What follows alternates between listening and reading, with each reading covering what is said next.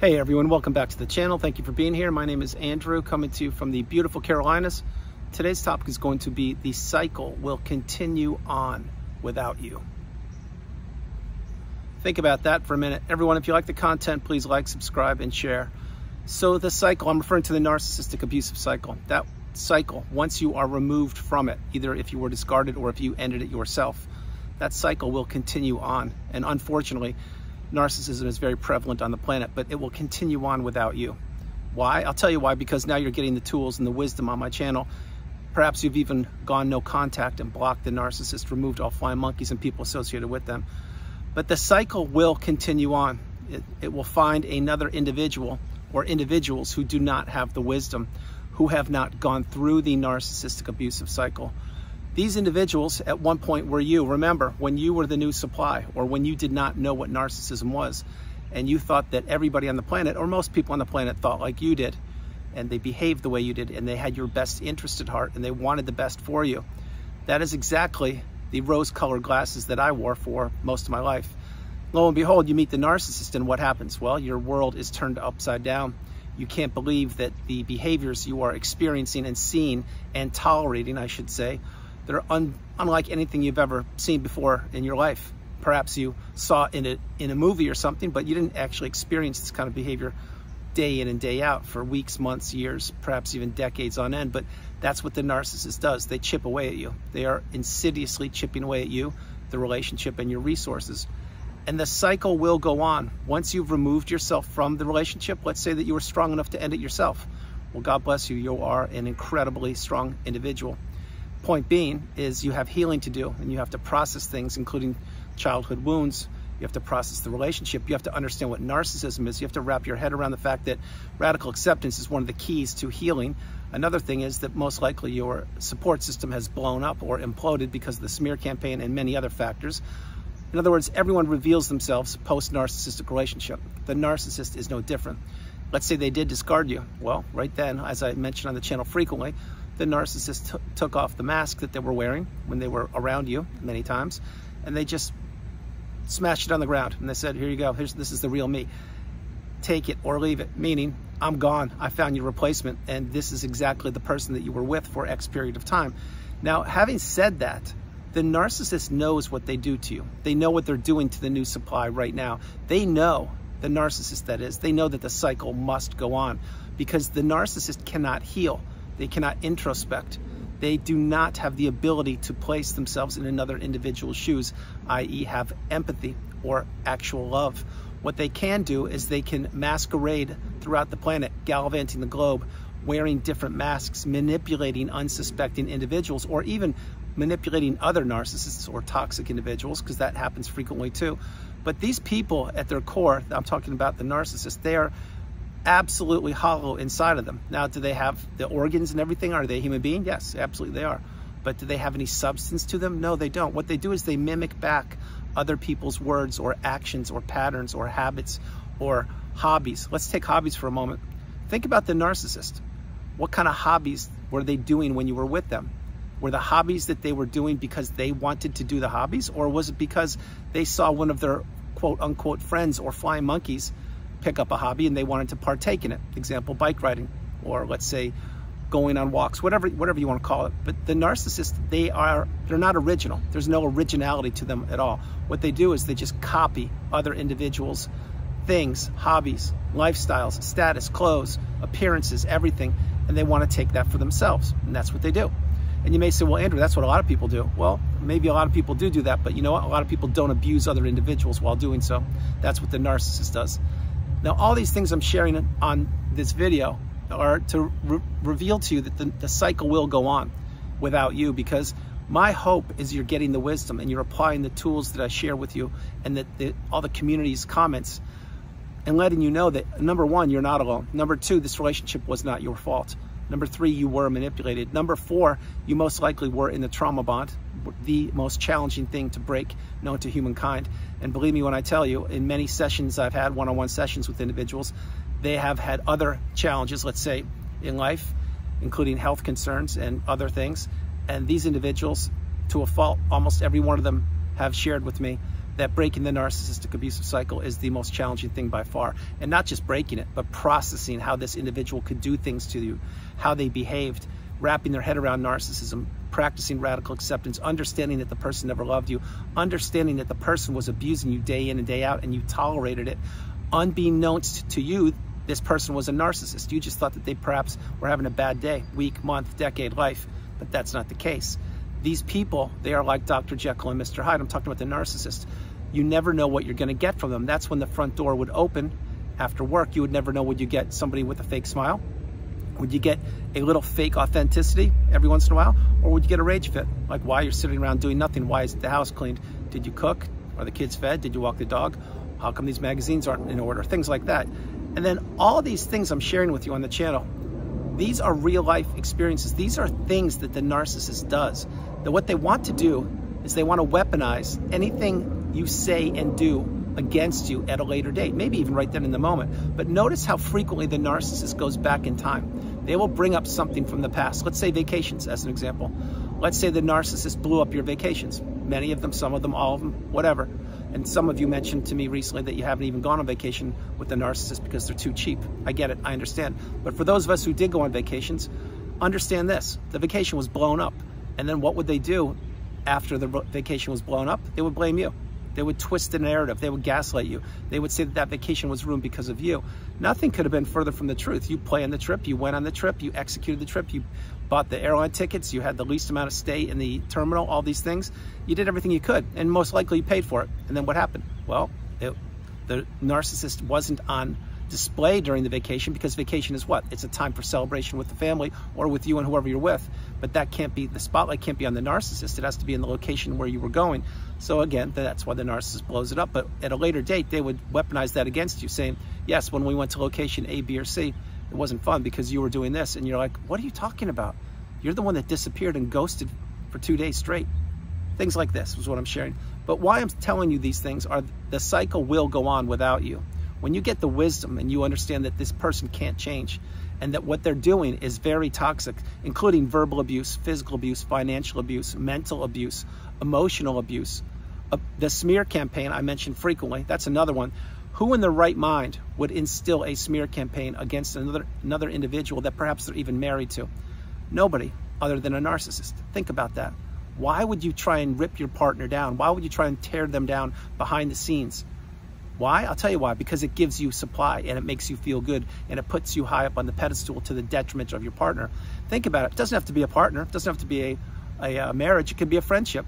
Think about how many friends that you had and or have. And think about those one or two or maybe more than that people who were envious or jealous of you. Example, let's say you just got a new smartphone and you were just being yourself and you got it because you haven't had a smartphone in 6 years. You decided to buy a new one. Well, what did the narcissist do? They looked at it and said, oh, interesting. You got a new cell phone. Okay. And then next time you saw them, they had another brand new smartphone also, but it's the newest, latest version. And it's got all the bells and whistles. It's better than yours, but you don't care because you just got what you could afford. And a smartphone to you is nothing more than a tool to stay in communication and look up things on the internet like my channel. But the narcissist doesn't look at it that way. They look at the smartphone as a way to weaponize anything they possibly can via social media, apps, platforms, things like that. But they wanted to get the best phone to one-up you, to top you, if you will. But think about it. That's another thing. The narcissistic abusive cycle will continue, and the narcissist is always competing. They are always in competition with virtually anybody, including their own kids, including their own mom, including neighbors, coworkers, associates, lovers, friends, whomever. That's why the narcissist goes from person to person, business to business, relationship to relationship, leaving a wake of destruction in their path. Why do they do that? It's because they can't sustain relationships. Each and every narcissistic relationship absolutely 100% has an expiration date. It's just a matter of time. Either you wise up and you discard and or remove yourself from the relationship, or the narcissist finds your replacement, or they just disappear in the night and slither away because they've instilled the smear campaign and they found somebody better that they believe, another new shiny object. There are so many things to unpack with narcissism. And if you've gone through the cycle, you know what I'm talking about. Please drop comments below and share your wisdom with the community. Pay it forward, if you will. If the relationship for you ended recently, and this is your first video you're watching on narcissism, please understand this is a long journey. It will take time, and in your time, you will learn the glossary, the definitions, the terms on the narcissistic abusive cycle, and you will have to put yourself back together. You will have many sleepless nights, many tears. Perhaps you'll experience the angry stage. You will certainly lose many friends. You will feel isolated, although many times you will want to self-isolate post-relationship because you don't feel like going out, and you're really processing things, because there will be a huge void because post-narcissistic relationship, let's say that you were discarded, well, there's going to be a massive void there. You're going to have to fill that void. That's for a whole different video. But you will heal in time, in your time. This is not a sprint, it's a marathon. And each and every day, all of us are on the healing path, headed in the same direction, simply taking different footsteps. And at one point, I can assure you, you thought that you couldn't go on. You couldn't take it one more day. You didn't want to get out of bed. You couldn't get the narcissist out of your mind. You were ruminating, you were thinking, you were losing weight, you skipped work, you couldn't eat, all these things. And then what happened? As the education began to pour into you, and you began to really understand by practicing radical acceptance and wrapping your head around what narcissism is and or was, meaning the narcissist doesn't care about you or anybody, they only care about themselves. When you wrap your head around that and the fact that these individuals don't think the way you think, your pain is their fuel. Please play that again. Your pain is their fuel. In other words, it's their supply. It's what gives them their oxygen. It's how they breathe and regulate. But the point is, when you wrap your head around these things, then slowly but surely, my hope is you're getting the wisdom, and then you see light at the end of the tunnel. And then baby step after baby step, and processing after processing, and perhaps speaking to a therapist, perhaps journaling, meditating, healing childhood wounds, but definitely staying in the cocoon of boundaries, which is where you should be if your relationship ended recently. When you process all these things, then slowly but surely, and I do mean but surely, if you do the work, if you really do the work, the light at the end of the tunnel gets bigger and bigger. Next thing you know, you're halfway through the tunnel. Next thing you know, you're 3/4 of the way through. And the next thing you know, you're through it. And you can now leave the narcissistic relationship in the past. You will have learned from it. You will have become awakened and aware, educated and empowered, but you are not stuck in the narcissistic fog. You have broken the trauma bond. You've healed, and or you are well on the healing path, getting closer and closer to that mountaintop, that pinnacle of indifference where you don't care about the narcissist. You wish them the best of luck. Just stay away from me. That's what you say. Now, having said all these things, once you remove from the relationship and you have healed, the unfortunate part about this, and I'm a positive individual, but the cycle will continue, because each and every day there are unsuspecting individuals who are entering narcissistic relationships or toxic relationships, whatever you want to call them, and they don't know what's going on. They are most likely in a vulnerable position. They don't know their worth. They don't know their value. They're believing in love. They're believing in another individual. They are trusting that that individual is who they claim they are. Now, this is exactly how the narcissist finds their next prey.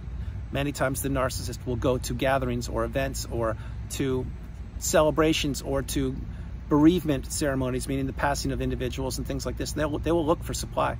Then they do that. And it sounds like, who would do that? Well, not you. A narcissist would. Because the narcissist, remember, they don't have emotions like you do. They barely even have emotions. What they have are rage fits and temper tantrums and act like petulant children. Nothing against children. We all were children at one point, but we've grown up, we've matured. We understand how to behave and how to interact with other individuals. The narcissist isn't that way. They interact on the level of a child that needs to get their way or no way. That is exactly why you were groomed. That is exactly why you lost yourself. That is exactly why you became an extension of the narcissist, because you were trying your best to get back to the beginning of that relationship, the euphoric stage or the love bomb stage. You could never quite get back there, could you? No, you couldn't, and I'll tell you why. Because that was a facade also. It made you feel good. It got your dopamine running. It got all the chemicals in your brain and all throughout your body excited, because this was great and you thought you found the best thing on the planet next to sliced bread.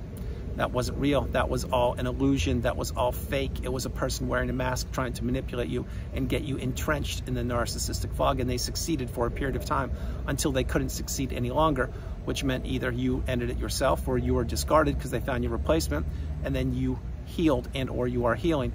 But the cycle will go on without you. I am telling you right now, if you heal properly, there's no reason for you to fall into another narcissistic relationship, because you have the tools. You now have boundaries. You're not a people pleaser. You can say no, the strongest word in the English language. And remember, when you say that, you are saying no to something or someone, but you're saying yes to yourself. Play that again. But you understand all of these things now. You're getting wise. You're acquiring the wisdom. You are implementing the tools, and you know your value and your worth. And now you interact with those individuals who are like-minded or who care about you, and you are now entering reciprocal relationships, perhaps even falling in love again, traveling, rebuilding yourself, growing, starting a business, creating friendships, taking up your hobbies, creating new or starting new hobbies. You're doing so many things once you heal, It's almost as if the doors to the universe open up with abundance. And that's exactly what happens when you heal properly. Because no longer do you have to be ruminating, no longer do you have to be thinking about the narcissist, no longer do you have to be thinking about divorcing the narcissist or the assets or the kids or the smear campaign or the lawyer or the money or what they did in the past or what they're doing now or what they're doing in the... All that goes away. Now keep in mind, it doesn't go away with the swallowing of a magic pill or the wave of a magic wand. It goes away over time with practicing radical acceptance and healing and understanding and being stoic, calm, patient, centered, focused, resilient, and strong. This will happen, I can assure you. The only way it won't happen is if you don't do the work. That is why I mention on the channel virtually every video, if you have the ability to go no contact, block the narcissist, remove them, delete them and all flying monkeys and people associated with them, I strongly suggest you do so. If you don't, utilize Grey Rock, but become small. Don't share much information, if any at all, with the narcissist. Remember, they are your enemy. They are not the love of your life. Remember, they are fake. They are not genuine. Remember, they don't care about you. They care about themselves. So get the message. The cycle will continue on, unfortunately. It really will. The good news is that you've acquired the wisdom and you're healing and you're processing things, and you need to wrap your head around the fact it wasn't your fault. If the narcissist gave you a 2-page report and said, hey, read this, this is what I'm going to do to you when you enter the relationship, there is no way you would have entered the relationship. But what did they do? They wore a mask, they manipulated you, they had you fall in love with them or create a business or a family or relocate or whatever they did. And then they took the mask off once they knew they had you entrenched in the narcissistic fog, or once you married them, or once you had kids, or once you relocated, whatever you did, maybe all those things. But get the message, everybody. The narcissistic abusive cycle will continue, unfortunately, without you. That's the path. Guys, that's the video. I hope you liked it. I loved doing it from the beautiful Carolinas. This is Andrew. Namaste. Have a great afternoon, evening, or morning. No matter where you are on the planet, you are not alone. Remember that. You are not alone. I love you all. God bless you, and I'll talk to you tomorrow. Have a great evening, afternoon, or morning, you guys. Remember, the narcissistic relationship wasn't your fault. Breaking the trauma bond is your responsibility. Healing is your responsibility. Jumping into relationships, post-narcissistic relationship, I do not suggest that unless you've healed properly, and also unless you know exactly who the individual is that you're getting into the relationship with, meaning maybe you're going to rekindle an old relationship, an old friendship or something. But remember, relationships need to be two-way streets, not a one-way street to Destructionsville. Guys, I love you all. God bless you, and I'll talk to you tomorrow. All right, bye.